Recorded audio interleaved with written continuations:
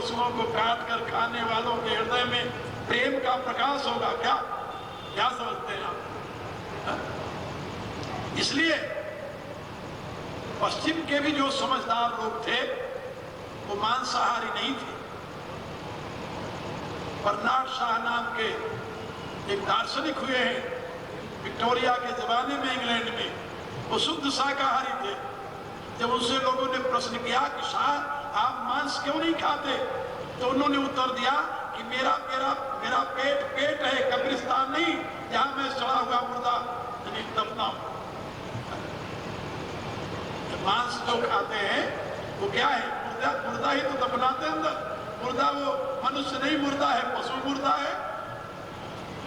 मेरे कहने का अभिप्राय कि ब्रह्मचर्य अवस्था में जो ओज है जिससे बुद्धि बनती है, जिससे अंतःकरण बनता है, उस ओज का आधार जो वीर्य है, जो शक्ति का आधार है, जो तेज का आधार है, जो साहस का आधार है, जो विवेक का आधार है, उसका रक्षण होता है।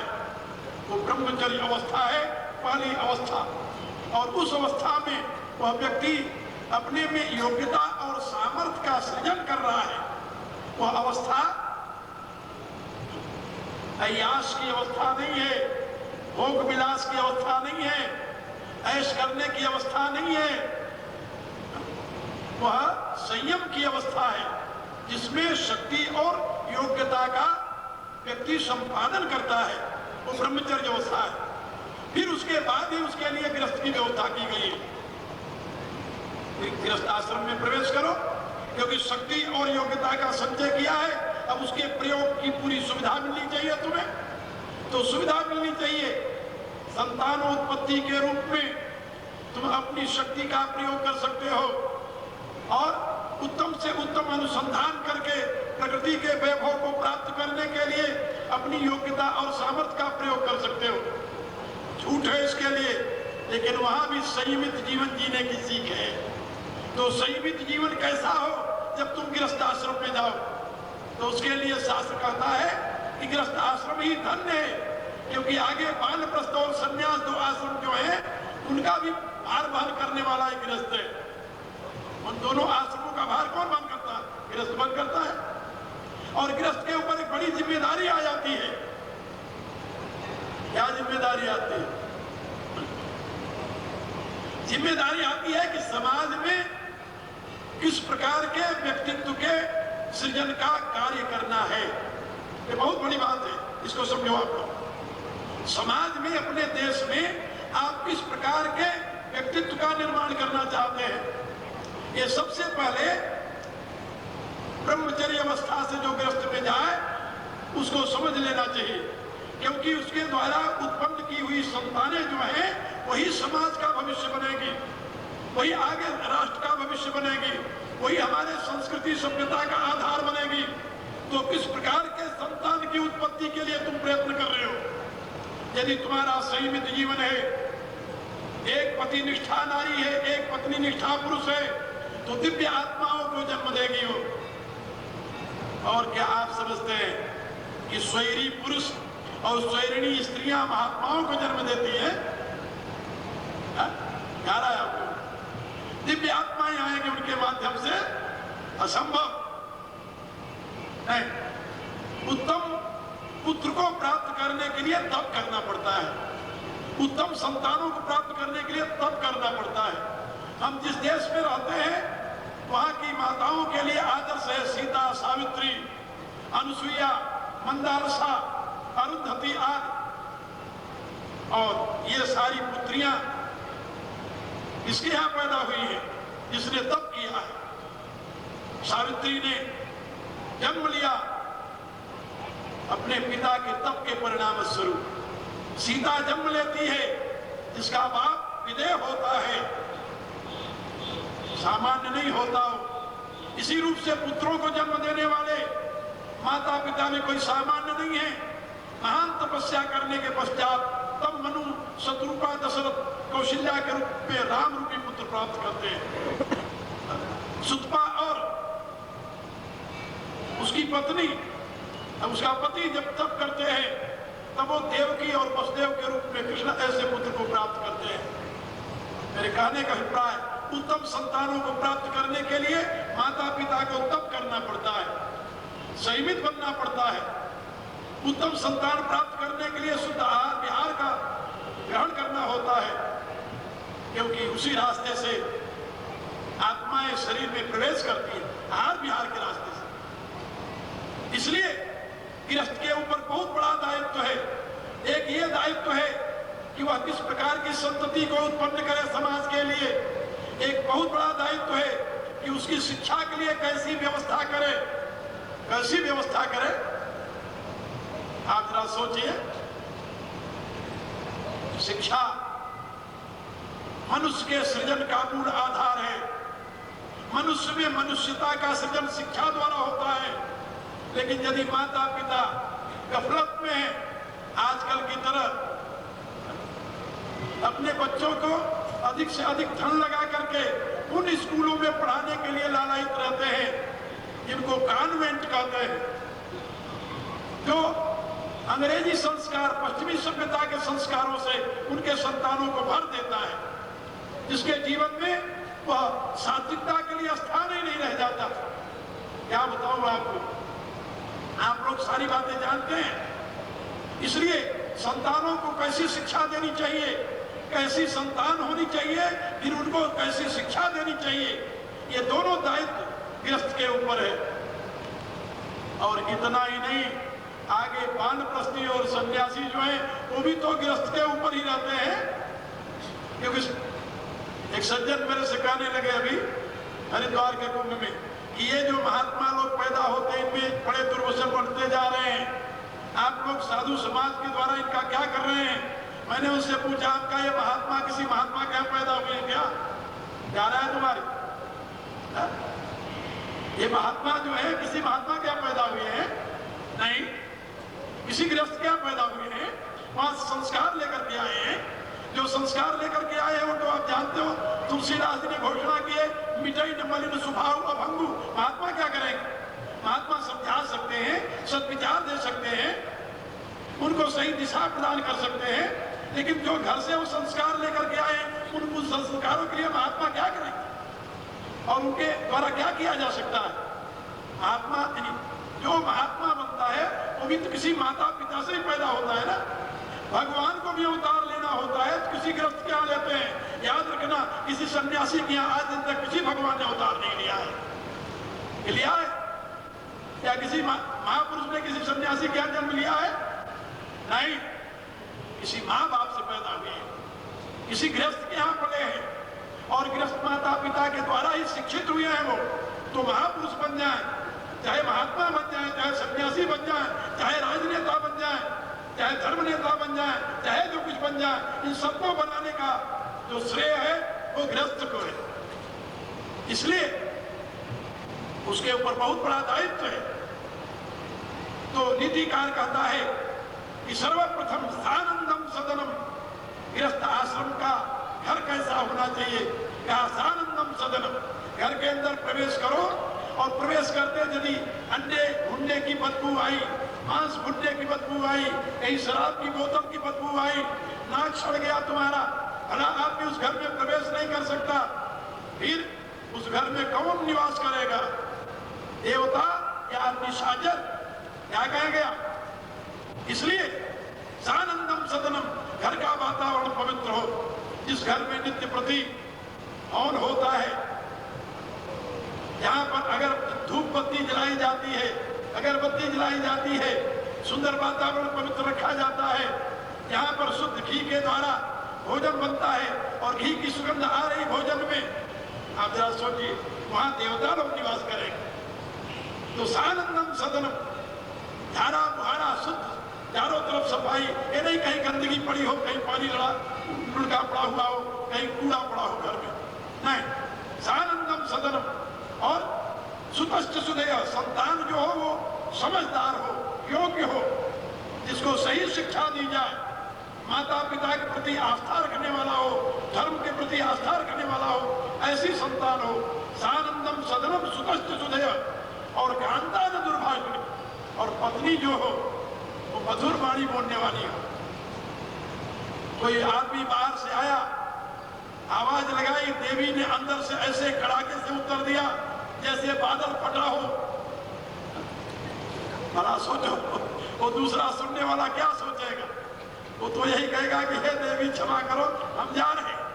और यदि कोई सामने आया, या आदमी दिन भर काम करके आया, बेचारा इसलिए कि दिन भर काम करके आता है, सोचता है घर में चलेंगे तो शांति मिलेगी, और घर में पहुंचा तो वहां देवी जी चली हुई है। अब एक तो परेशानी घर में, ऑफिस में काम करे तो दूसरी परेशानी, क्योंकि बॉस की परेशानी, आज बॉस की भी परेशानी आती है, ये तो आप लोग जान रहे। और घर में यदि उसे मधुर वाणी से स्वागत करने वाली पत्नी नहीं मिली, शीतल जल लेकर के उसके सामने खड़ी नहीं है, और प्रेम से उसका स्वागत करने वाली वहां नहीं है, तो घर में किस लिए जाएगा? फिर तो कहीं पार्क में बैठकर बोतल चढ़ाएगा ना, कि घर में जाएगा। इसलिए सानंदम सदनम सुतश्च सुधेय कांतान दुर्भाग्य, नारी का सबसे बड़ा गुण है कि वह मधुर भाषणी, कांतान दुर्भाग्य। और सन्मित्र, तुम मित्र मत बनाओ जो तुम्हें कहते हो कि एक पैक ले लो, क्या जाता है, कोई देख नहीं रहा है, या एक सूटा लगा लो, क्या जाता है, सोसाइटी में अच्छे दिखाई दोगे, लोग समझेंगे कि तुम एडवांस पार्टी के हो। हाँ, यदि ऐसे मित्र हो तो अस्कुमित्र परिहरे भलाई, ऐसे कुमित्रों को दूर से ही त्याग देना चाहिए। सन्मित्र, अच्छे मित्र बनाओ। अच्छे मित्र का लक्षण क्या है? गुण प्रगटई और गुण दुलावा, जो तुम्हारे में जो गुण है उन गुणों को प्रकाशित करे, जो तुम्हारे दोष है उनका निराकरण करने का प्रयत्न करे, वो तुम्हारा सही मित्र है।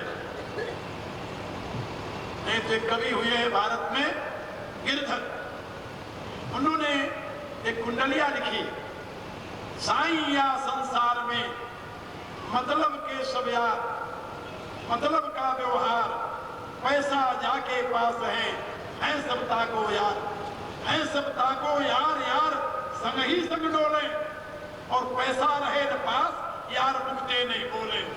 कह गिरधर कविराय जगत करे आही लेखा, करत बिगर जी प्रीत यार बिरड़े को देखा। जो तुमसे बिना स्वार्थ का प्रेम करता है वो तुम्हारा मित्र है, जो तुमसे कुछ चाहता है वो तुम्हारा मित्र नहीं बन सकता, याद रखना। ये मित्र के लक्षण बताए गए शास्त्रों में, कि जो तुमसे कुछ चाहता है वो कभी तुम्हारा मित्र नहीं बनेगा, कभी हितैषी नहीं बनेगा। जहां उसकी चाह पूरी हुई वहां तुम्हें धोखा देगा वो, सावधान रहना ऐसे कुमित्र से। तो सन्मित्रम और सुधनम, सुधनम माने अपनी योग्यता और सामर्थ्य के द्वारा मेहनत करने पर जो मिल जाए उसको सुधनम कहते हैं। और जो बेईमानी से, घुसखोरी से, 420 से या किसी अन्य उपाय से धन आता है उसको सुधनम नहीं कहते, उसको कुधनम कहते हैं शास्त्र में। और चाणक्य ने तो यहां तक लिखा है कि अन्यायोपार्जितम द्रव्यम 10 वर्षाणि तिष्ठति, प्राप्यते 11 वर्षे समूलम च विनश्यति। अन्याय के द्वारा जो धन एकत्रित किया जाता है वो मुश्किल से 10-5 वर्ष तक रहता है, और जब वो जाता है तो उस कमाने वाले को साथ लेकर के समाप्त हो जाता है। समूलम च विनश्यति, इसलिए सावधान रहो। सुधनम, अपनी मेहनत की कमाई खाओ, अमृत है। आप लोगों ने वो कहानी जरूर पढ़ी होगी, पंजाब में रहते हो और वो कहानी न जानते हो, इससे कैसे हो सकता है कि गुरुदेव के सामने जब 2 व्यक्ति भोजन लेकर के आए, एक गरीब आदमी था जो अपनी मेहनत की कमाई का टिकट बना कर लिया था, और एक आदमी वो था जो पाप की कमाई से इकट्ठा किया हुआ धन उससे सुंदर मिष्ठान बना कर ले आया। और गुरुदेव ने उस टिकट को स्वीकार कर लिया और उसके कुएं को अस्वीकार कर दिया। जब उसने प्रश्न किया कि ऐसा क्यों आप करते हो, तो दोनों को लेकर उन्होंने दबाया। मेहनत की कमाई से दूध निकला और उसकी दूसरी कमाई से रक्त चूने लगा। ये तो कहानी आप लोग पढ़े हो ना, ये गप नहीं है, इतिहास की घटना है। और इतिहास की घटनाएं आपको बताती है कि यदि आप पूरे ढंग से धन इकट्ठा करते हैं तो उसमें से खून की धारा निकलेगी, दूध की धारा नहीं निकलने वाली है। वो आपके लिए अमृत नहीं होगा, विष होगा। आपकी संतानों के लिए वो विष का काम करेगा, याद रखो। हमने देखा ऐसे लोगों को जो बुरे तरीके से पैदा करके अपने बच्चों को कॉन्वेंट आदि ऊंचे स्कूलों में अच्छे कहे जाने वाले, अच्छे तो नहीं होते हमारी दृष्टि से, तो जीवन को भ्रष्ट करने के साधन है, लेकिन उन स्कूलों में शिक्षा दिला देते हैं। बाद में जब सर्विस में लग जाते हैं तो माँ बाप को पूछते नहीं, तो माँ बाप रोते हुए बैठे रहते हैं घर। तो उनके कर्मों का ही परिणाम होता है जिसके लिए रोते हैं कि क्या करें, कोई पूछने वाला नहीं है। और अब तो भारत में इससे बड़े शर्म की बात क्या हो सकती है, यहाँ पर नित्य वृद्धों से भी ना ऐसी शिक्षा दी जाती थी कि नित्य प्रति वृद्धों की सेवा करो, परिवार में जो वृद्ध है वो तुम्हारा देवता से बढ़कर के। आज उस देश में वृद्धाश्रम बनना शुरू हो गया। वृद्धाश्रम नाम रखा है, वैसे तो उसे कहते हैं old house, old man house. ये अमेरिका और यूरोप से आया है ओल्ड मैन हाउस। एक बार मैं गया चित्रकूट में, तो वहां पर लिखा हुआ था ओल्ड मैन हाउस, वृद्धाश्रम, वृद्धाश्रम लिखा हुआ था। तो मैं वहां गया तो सब बैठे हुए लोग थे, उनसे बातें करने लगा तो सब रिटायर्ड लोग थे, कोई ऑफिसर थे, बड़े बड़े वो थे। तो मैंने उससे पूछा, आपका यहाँ वृद्धाश्रम क्यों लिखा रखा भाई, तुम लोग पढ़े लिखे हो और तुम्हें पेंशन भी मिलती है सरकार की, और यहाँ तुम लोग रहते हो, करीब 150 लोग रहते हो वहां पर, हम कहा इसको वृद्धाश्रम क्यों लिखाया? कहा तो फिर हम कहा यहाँ वानप्रस्थ आश्रम क्यों नहीं लिखाया? उसका जो व्यवस्थापक थे वो कोई रिटायर पुलिस के बड़े अफसर जो होते हैं किसी प्रांत के, वो थे, वो यूपी के रिटायर थे वो। मैंने उनसे पूछा, हम कहा कि वृद्धाश्रम क्यों? मेरे से कहते स्वामी जी क्या करें, पहले यहाँ वृद्धाश्रम ही हमने लिखाया था, लेकिन सरकार ने कहा कि वृद्धाश्रम यदि लिखाओगे, हमने कहा वानप्रस्थ आश्रम क्यों नहीं लिखाया? कहा पहले यहाँ वानप्रस्थ आश्रम लिखाया था, तो सरकार ने कहा यदि वानप्रस्थ आश्रम लिखाओगे तो हम एड नहीं देंगे, यदि एड लेना हो तो यहाँ वृद्धाश्रम लिखाइए। तो हमने वानप्रस्थ आश्रम हटा करके एड लेने के लिए वृद्धाश्रम लिखा दिया। हम कहा भले आदमी, पहले पुलिस की नौकरी करते रहे, तब कितनी बेईमानी की होगी तो तुम जानो। अभी सरकार तुम्हें इतना पेंशन देती है और इतने पेंशन लेते हुए भी सरकार से और एड लेने की तुम्हारी वासना बनी हुई है। ये पेंशन जानते हो किसके द्वारा मिल रही तुम्हें? जनता के द्वारा। जो तुमने सेवा किया है, जनता के मेहनत का जो परिणाम है वो तुम्हें अब मिल रहा है, और उतने से तुम्हारी तृप्ति नहीं हो रही है, तुम्हें सरकार के एड और चाहिए इसको चलाने के लिए। तो कहने लगा क्या बताऊं स्वामी जी, मैं ही अकेला थोड़ा ही हूँ, यहाँ और भी लोग होते हैं, सबकी ऐसी राय थी सरकार एड दे, तो हमने वानप्रस्थ हटाकर वृद्धाश्रम लिखा दिया। तो भारत की भी ये गति हो रही है धीरे धीरे वृद्धाश्रम के नाम। सारी संस्कृति बदलती जा रही, सारे पश्चिम के नकल होते जा रहे हैं। और इतना ही नहीं, ये सब कुछ क्यों हो रहा है? वही बुरी कमाई का परिणाम। इसलिए याद रखो, सन्मित्रम सुधनम, मेहनत की कमाई का जो है वो अमृत है, और गलत रास्ते से लाया हुआ धन से भी बदतर है। सन्मित्रम सुधनम, और स्वयोषित रति, अपनी स्त्री में अनुराग, अपनी स्त्री में रति माने अनुराग हो, और स्त्री में नहीं। जो स्वयोषित रति रखने वाला है वही का गृहस्थाश्रम धन्य है, उसी का गृहस्थाश्रम धन्य है, दूसरे का नहीं। इसलिए स्वयोषित रति और आज्ञा परा सेवका, और उसके जितने छोटे परिवार में हो सब आज्ञाकारी। और इतना ही नहीं,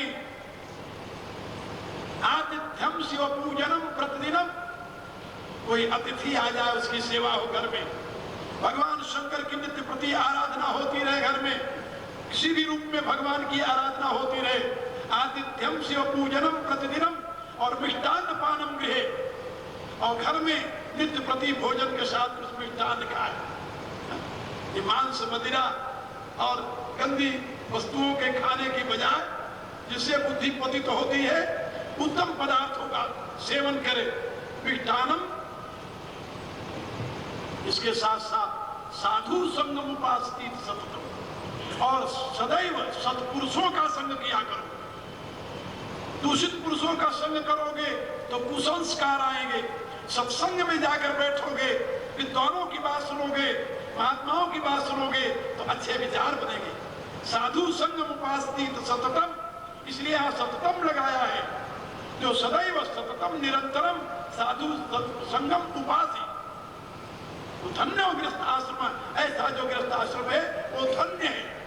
तो धन्य गृहस्थ आश्रम बनाने के लिए जो मैंने आपको बातें बताई है, इस पर मनन कीजिए।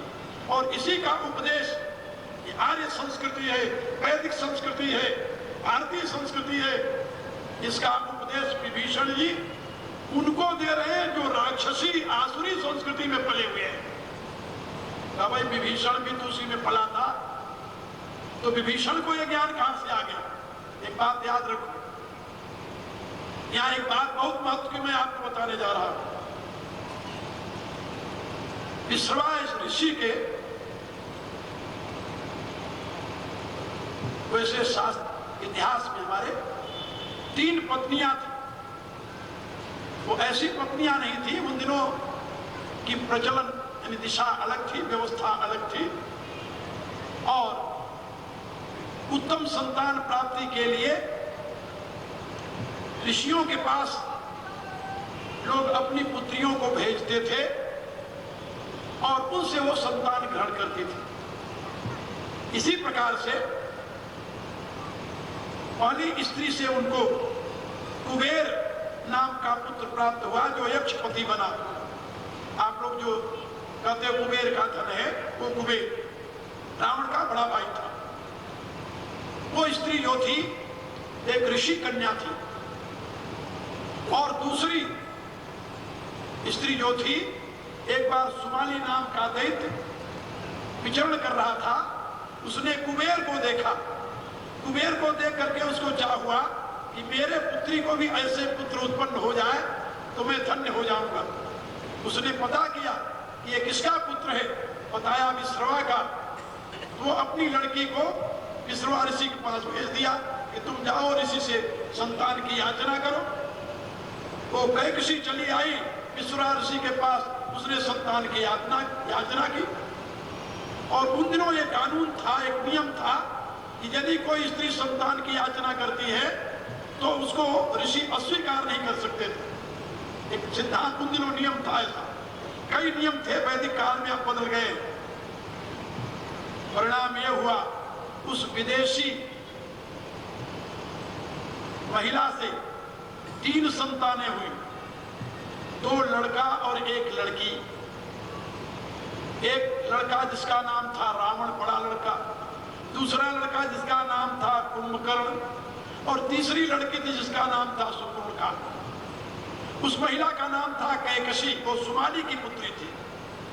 और एक तीसरी और देवी थी जिसका नाम था राका, वो भारतीय नारी थी। भारतीय नारी थी, उसके हृदय में आकांक्षा हुई संतान की, तो उसने ऋषि से याचना की, तो उसको 2 संतानें हुई, एक पुत्र और एक पुत्री। पुत्र का नाम था विभीषण और पुत्री का नाम था त्रिजटा। आप लोगों ने रामायण में पढ़ा होगा, त्रिजटा जो थी वो सीता की संभाल करने वाली एक महान देवी थी, महिला थी। लंका में सीता की यदि किसी ने संभाल की तो त्रिजटा ने की थी। वो विभीषण की बहन थी छोटी। तो ये 2 जो संतानें थी वो भारतीय नारी की थी। इसलिए विश्रवा का संस्कार और माता का संस्कार, दोनों संस्कारों से युक्त थे विभीषण। इसीलिए विश्रवा ने विभीषण को रावण के साथ भेजा। ये आर्य संस्कृति पर आघात करने वाला दैव योग से एक विदेशी महिला के माध्यम से उत्पन्न हुआ है, और मां उसकी बड़ी तीव्र अपने संस्कारों से युक्त है। इसलिए इस संतान को मोड़ेगी अपनी तरफ और उसको भ्रष्ट करेगी, तो तुम साथ रहो, ये ऐसा अन्याय न करने पावे, और यदि करे तो तुम समाज की रक्षा के लिए प्रयत्न करना। पिता की प्रेरणा से विभीषण रावण के साथ गए और वो लंका में रहा।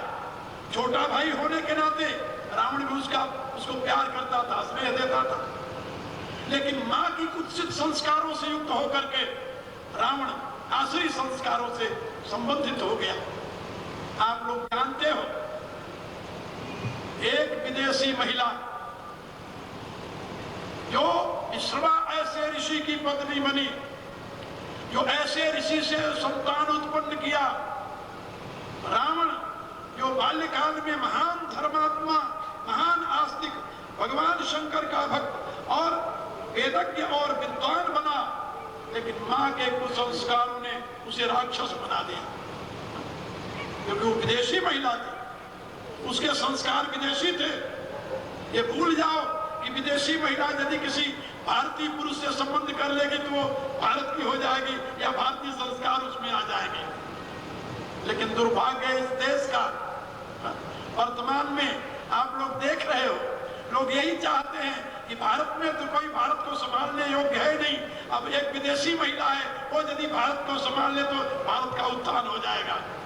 कितनी बुद्धिहीनता इस देश में फैली है। जो देश विद्या का केंद्र है, बुद्धि के विकास का केंद्र है, जो धर्म का केंद्र है, वहां के नागरिकों का मार्गदर्शन एक ऐसी विदेशी महिला कर रही है जिसको मैं क्या बताऊं, आप लोग भी जानते हो। ये दुर्भाग्य नहीं तो और क्या कहा जाए। और वे नेता हमारे जो अपने आप को बहुत समझदार समझते हैं, उनकी दुर्गति जरा देखिए। उनका अपने पर से विश्वास समाप्त हो गया और भारत पर से विश्वास समाप्त हो गया, भारत की बुद्धि और भारत की योग्यता पर से विश्वास समाप्त हो गया।